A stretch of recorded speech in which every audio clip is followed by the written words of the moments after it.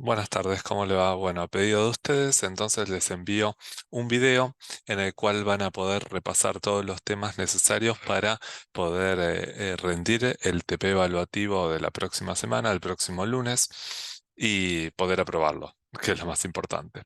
Bueno, con respecto a los temas, acuérdense que van a estar eh, tenidos en cuenta los temas que vimos en el módulo 1 y módulo 2 hasta la semana 5. ¿Sí? Por lo tanto, tengan en cuenta que en agosto hablamos de temas, el de la semana 1, que correspondían a los temas de inglés 1. ¿Sí? Por ejemplo, voz pasiva y pasado simple. Con respecto a pasado simple, tengan en cuenta que no va a haber ningún ejercicio que sea específico de pasado simple.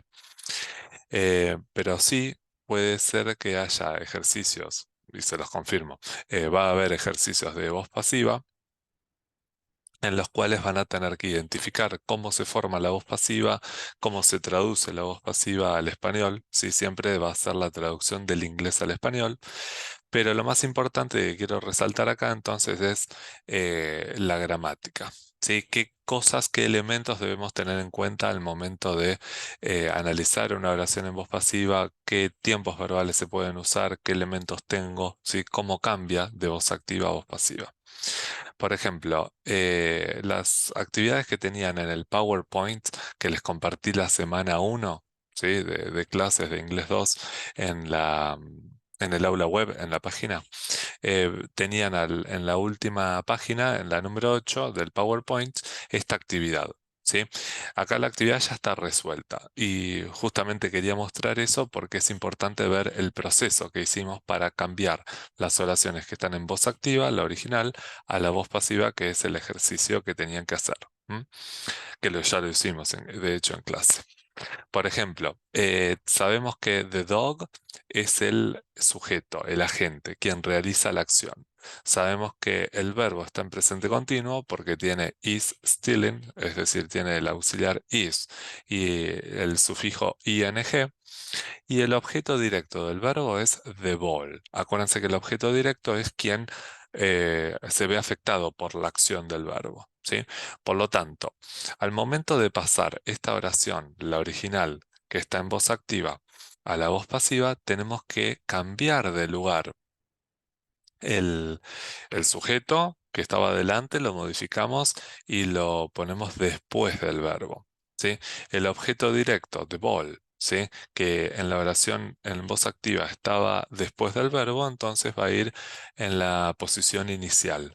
¿Sí? The ball, ¿sí? Por lo tanto, nos va a quedar una nueva oración en voz pasiva que dice, The ball is being stolen by the dog. ¿Qué pasó con el verbo? Y esta es la parte más importante. El verbo is stealing está en presente continuo, en voz activa. En la voz pasiva, el verbo steal, el verbo robar, ¿sí? Tiene que ir en la forma de participio de pasado. Para este tipo de verbos, los verbos que son irregulares, sí, que se tienen que fijar en la forma de participio de pasado de la tercera columna, acuérdense que es importante utilizar o bien la lista de verbos irregulares compartida en el aula web, o también pueden utilizar el verbo en infinitivo en el diccionario, en la aplicación que yo les recomendé que usen y que tengan ya descargada para el día del parcial. Y que, por ejemplo, al buscar el verbo en infinitivo, les aparecen las conjugaciones en pasado, en participio de pasado, ¿sí? En presente continuo también pueden aparecer las conjugaciones. Es decir, que es muy útil saber utilizar el diccionario de manera eficiente, ¿sí? Ahora bien, ¿qué es lo que se va a mantener en presente continuo? ¿Sí? Cuando pasamos de la voz activa en presente continuo a la voz pasiva en presente continuo. Lo que se mantiene en presente continuo es el verbo to be. ¿Sí? En este caso, va a quedar is being, ¿sí? En presente continuo, y el verbo steal, que estaba en presente continuo con is adelante y con ing, ese verbo steal, robar, va a ir en la forma de participio de pasado. ¿Sí? Ahora bien, la oración, ¿cómo la podemos traducir? Si una vez que ya tenemos el objeto directo adelante, el verbo be en la forma de presente continuo, el verbo robar, ¿sí? En la forma de participio pasado y la preposición by que introduce al sujeto de la acción, the dog, ¿sí? Al momento de traducir esta oración, ¿cómo lo hacemos? El primer paso, lo que aconsejo es siempre palabra por palabra. Sí, en este caso nos va a quedar the ball is being stolen by the dog again. Nos quedaría entonces como la pelota está siendo robada por el perro de nuevo u otra vez. ¿Sí?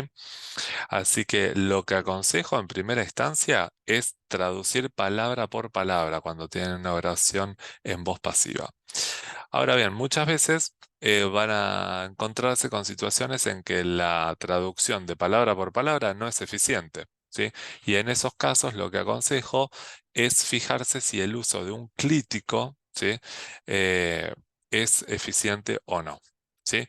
Imagínense que no sepamos, que no sabemos quién es el que roba la pelota, ¿sí? Entonces podemos decir, se está robando la pelota, ¿sí?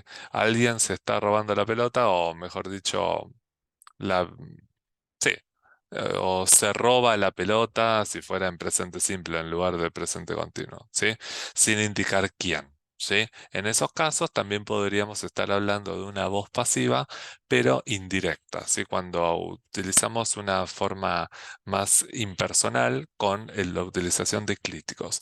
Acuérdense que los clíticos son em, esas palabras que van junto con los verbos, que lo mencionamos en la clase, por ejemplo, me, se, te, nos, bueno, o les, también esas palabras que van junto con los verbos que por sí solas no tienen un significado específico, esos son los clíticos. De todos modos, lo que aconsejo en primera instancia siempre es traducir palabra por palabra estas oraciones en voz pasiva. ¿Sí?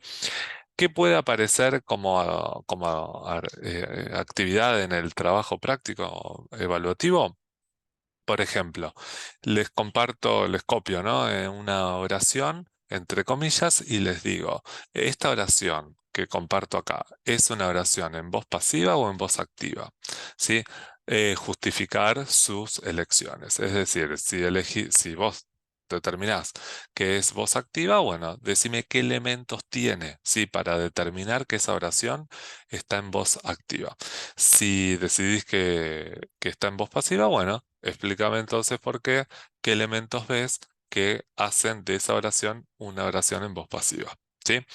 Bueno, vamos a analizar los siguientes ejemplos. Por ejemplo, acá tenemos uno que está en presente simple, ¿sí? El verbo believe, ¿sí?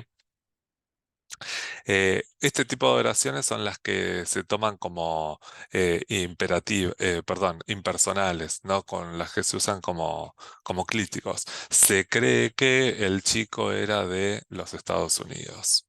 Em, por ejemplo, acá podemos utilizar un verbo en presente perfecto porque tiene has como auxiliar, closed en participio pasado regular. ¿Sí? Entonces dice, el gobierno ha cerrado la escuela para reparaciones o por reparaciones. Cuando pasamos entonces de voz activa a voz pasiva, acuérdense que the school, que es el objeto directo, va a la posición inicial. El verbo be tiene que ir en la forma de presente perfecto, como el verbo original close, ¿sí? Close, como es un verbo regular, va a quedar de la misma forma, en forma de participio de pasado, ¿sí? No cambia de forma cuando es regular, en pasado o en participio de pasado. Y bueno, no sabemos en esta oración o no fue mencionado quién lo hizo. Sabemos que fue the government, pero en esta oración no está mencionado. Podríamos decir, the school has been closed by the government for repairs. By the government podría aparecer acá tranquilamente. ¿Sí? Bueno, oraciones en voz activa o voz pasiva es uno de los temas a evaluar en el trabajo práctico evaluativo. Otro de los temas a evaluar, acuérdense que es el presente perfecto y las cláusulas relativas, ¿sí? Presente perfecto acuérdense que es aquel tiempo que yo lo presenté como opuesto a lo que es el pasado simple, porque el pasado simple hace referencia a situaciones que empezaron y finalizaron en el pasado. El presente perfecto, en cambio, se utiliza para acciones que empezaron en el pasado, que pueden tener una continuación o una finalización en el presente, por este motivo que yo mencioné, que puede ser que se hable de un resultado reciente, ¿sí? Una finalización reciente, ¿sí? Y acuérdense, como dice acá también el PDF, sigue teniendo validez en el presente, a diferencia del pasado simple, que acuérdense que la situación empezó y terminó en el pasado y no hay conexión con el presente. Bueno, ¿cómo se forma? Eso es importante. Acuérdense que siempre en el presente perfecto tiene que haber un auxiliar. En el auxiliar los auxiliares que utilizamos en presente perfecto, acuérdense que son dos, have o has, ¿sí? Más el verbo, ¿sí? Obviamente, conjugado en la forma de participio de pasado. Los verbos irregulares, acuérdense que necesitan tener el verbo conjugado en la forma de participio de pasado, past participle, ¿sí? La tercera columna. Los verbos regulares, en cambio, son aquellos que terminan en ed. Ahora bien, ¿cuándo usamos el auxiliar have y cuándo usamos el has? Bueno, acuérdense que para las personas I, you, we and they utilizamos el auxiliar have o apóstrofe ve, si la oración es afirmativa. Para he, she, it, acuérdense que utilizamos has. Si una oración, por ejemplo, tuviera como sujeto the doctor o the patient, ¿sí? Que se lo toma como he o she, tenemos que utilizar el auxiliar has. Si la oración dice the patients o the doctors, ¿sí? En plural, lo tomamos como el pronombre they. Por lo tanto, el auxiliar que utilizamos para el presente perfecto cuando hablamos de the doctors o the patients, ¿sí? Tiene que ser have, ¿sí? Pero si no, acuérdense, si es uno solo, un paciente o un médico, entonces utilizamos has, ¿sí? Acuérdense porque lo tomamos como he o she. Bueno, entonces sabemos que para oraciones afirmativas, auxiliares have o has. Para oraciones negativas, recuerden entonces que utilizamos los auxiliares hasn't o haven't, dependiendo obviamente de el pronombre personal que utilicemos. Bueno, los usos. Esto es muy importante porque una de las preguntas de presente perfecto que tenemos en el TP evaluativo, ¿sí? Tiene que ver con esto. ¿Qué usos le damos al presente perfecto? Van a tener diferentes usos, ¿sí? Marcados en una lista y ustedes tienen que indicar los usos que ustedes recuerden o consideren que son apropiados para el presente perfecto. Por ejemplo, acá hablamos de una situación que no es concreta antes de la hora, es decir, desde el pasado hasta el momento presente, ¿sí? Acuérdense que en este tipo de oraciones en presente perfecto no usamos expresiones de tiempo específicas como this morning, yesterday, last year, que son típicas del pasado simple, no del presente perfecto. En cambio, utilizamos expresiones de tiempo no tan concretas como never, nunca, ever, alguna vez, many times, muchas veces. For, acuérdense que se traduce como por y se utiliza para periodos, since, desde, que se utiliza obviamente para indicar un punto en el tiempo, pero desde ese momento hasta la fecha, ¿sí? Already, que se lo utiliza, se lo traduce como ya, pero no el ya de ahora, sino el ya que utilizamos para decir que algo ya ha sido hecho, ¿sí?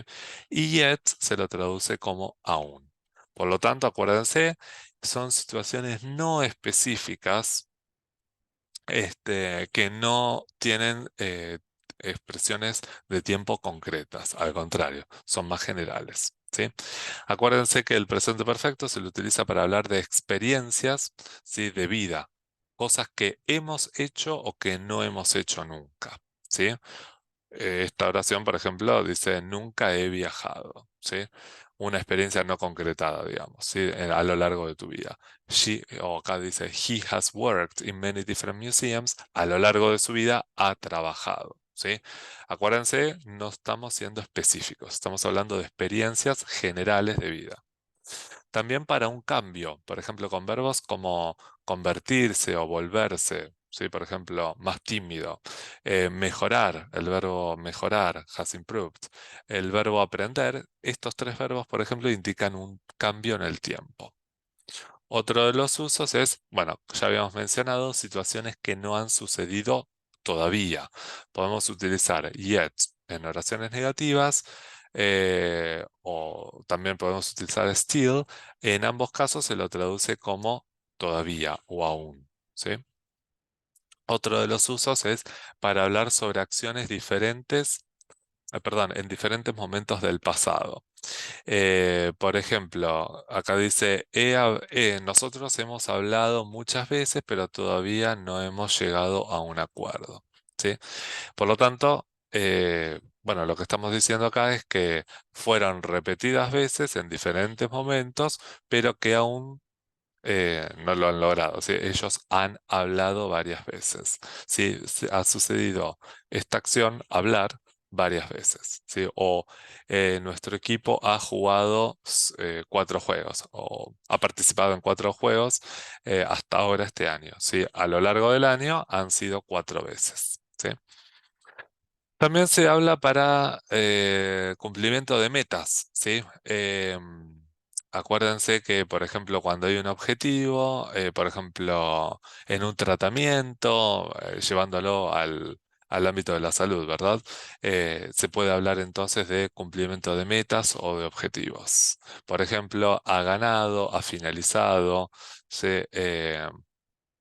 Ha entregado, por ejemplo, su primer resultado en la vacuna de coronavirus, etcétera. Sí, también se utilizan consultas médicas, ¿sí? Por ejemplo, para preguntar, por ejemplo, cuando ingresa un paciente a un hospital o una primera visita a un médico también. Y también habíamos hablado de uno de los tipos de textos que habíamos analizado en clase, son las historias clínicas. Así que bueno, ese es uno también, las historias clínicas, las consultas médicas, son uno de los usos del presente perfecto, más específicamente en el área de salud. Y por último, uno de los últimos temas que también preguntamos en el TP evaluativo son las relative clauses o cláusulas relativas en español, o también llamadas proposiciones subordinadas. Habíamos dicho entonces que para las proposiciones subordinadas tenemos que saber que hay dos tipos de proposiciones subordinadas. Las específicas, que también en inglés se llaman defining relative clauses, o las explicativas, non-defining relative clauses, ¿sí? La diferencia entre las especificativas y las explicativas yacía en el uso de la coma. Acuérdense, la información que utilizamos en una subordinada específica hace referencia a algo que es esencial saber para entender a qué hace referencia esa cláusula especificativa. Es decir, se hace referencia al sujeto, al objeto y qué tipo de sujeto u objeto de la oración estamos hablando, ¿sí? Mientras que las explicativas era la información que iba entre comas, ¿sí? Acuérdense, en las especificativas no hay comas, en las explicativas hay comas, ¿sí? Y la información que brindas dentro de las comas es información extra, ¿sí? Ahora bien, lo importante, que es lo que van a tener que identificar en el TP evaluativo, es el uso de los pronombres relativos. Acuérdense, se utiliza who para personas, which para cosas, ¿sí? Así sean singular o plural, estoy hablando, ¿no? That puede también hacer referencia a cosas o a personas, ¿sí? Es decir, que puede ir en reemplazo de who o de which, pero solamente en las oraciones, o mejor dicho, subordinadas especificativas, es decir, las que no llevan comas. Si ven una coma, nunca puede ir that después de la coma. ¿Sí? Eso ténganlo en cuenta para el TP evaluativo. Whose, habíamos hablado de que la traducción es cuyo o cuya, y lo usamos para hablar de pertenencia, ¿sí? Para indicar cuando algo pertenece a una persona o a una cosa en particular. También where lo habíamos mencionado como el pronombre relativo que se utiliza para hablar de dónde sucedió algo, es decir, del lugar en la cual se llevó a cabo una acción. Acuérdense que hay lugares que también en oraciones específicas que se lo puede tomar como una cosa, ¿sí? Pero bueno, acuérdense que yo dije where se utiliza para hablar de el lugar donde sucedió o se llevó a cabo determinada acción. Vamos a analizar los ejemplos, ¿sí? Acá, por ejemplo, cuando hablamos de esa es la chica que conocí, acuérdense who se utiliza acá porque hablamos de la chica, pero también podríamos utilizar that, ¿sí? Which, acuérdense que es para cosas, acá tienen las traducciones. Cuando hablamos de el libro que está en la mesa es caro, ¿sí? Acuérdense, utilizamos which porque hablamos de un libro. Acá utilizamos which también porque hablamos de una película, ¿sí?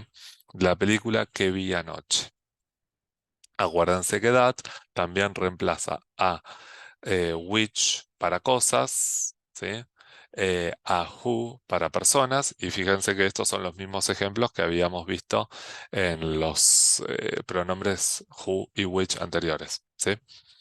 Acuérdense también that que nunca va después de una coma, solamente se utilizan las especificativas, ¿sí? En las cláusulas especificativas. Whose, acuérdense, se traduce como cuyo o cuya para hablar de pertenencia o posesión, ¿sí? Eh, y por ejemplo, acá habíamos debatido en clase el ejemplo de yo tengo un amigo, su hermano es un actor. Entonces, cuando queremos unir estas dos oraciones, tenemos que utilizar whose haciendo referencia al hermano de mi amigo.